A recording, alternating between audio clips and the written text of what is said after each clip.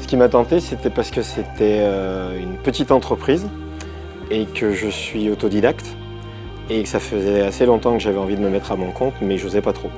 Et donc la taille de l'entreprise, quand je l'ai repris en 2008, je me suis dit, cette taille-là, je peux m'essayer. Je me suis lancé et j'ai repris l'entreprise.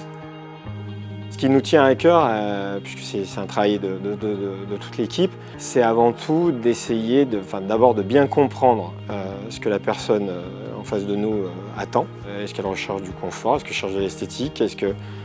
Qu'est-ce que réellement, comment elle va formuler son besoin? Et puis ensuite l'accompagner et lui démontrer les avantages et les inconvénients qu'il va y avoir sur le choix de tel ou tel produit. Que ce soit de l'accueil, que ce soit de la réunion, que ce soit un open space, des lieux de travail ou de détente. Et puis de retour ici chez nous, je rencontre une de nos deux architectes d'intérieur à qui je vais retranscrire le besoin, à qui je vais redonner les limites de l'espace à aménager. Elles vont ensuite travailler sur le projet, proposer plusieurs solutions. On va lui présenter sous forme d'une 2D, 3D.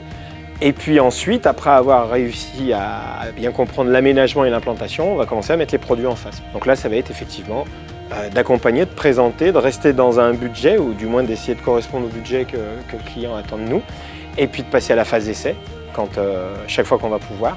Finalement, le résultat, il dépend d'une chose, c'est de l'écoute du départ et de la bonne compréhension du projet.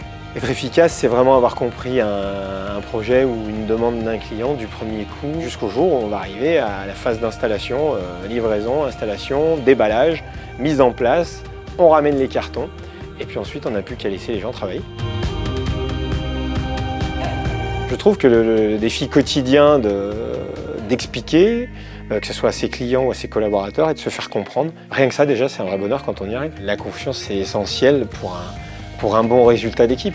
On se fait confiance dans ce qu'on a formulé et dans ce qu'on va nous restituer, et puis arriver à la bonne ambiance. Puisque nous on vend du mobilier, donc souvent on dit que le confort au travail c'est avant tout le mobilier, mais le confort au travail c'est avant tout une bonne équipe et des gens qui se respectent. En tant que dirigeant, on est là en tant que gardien du phare, quoi. Il faut veiller à tout ça, à la bonne ambiance.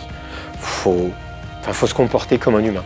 Et en général, vous avez un retour. Il n'y a pas à chercher là-dessus, c'est une certitude. On ne se rend pas forcément compte de la puissance de feu et de travail qu'ont les personnes avec qui on peut collaborer quand elles se sentent à l'aise, quand elles se sentent en confiance. Les gens donnent le maximum.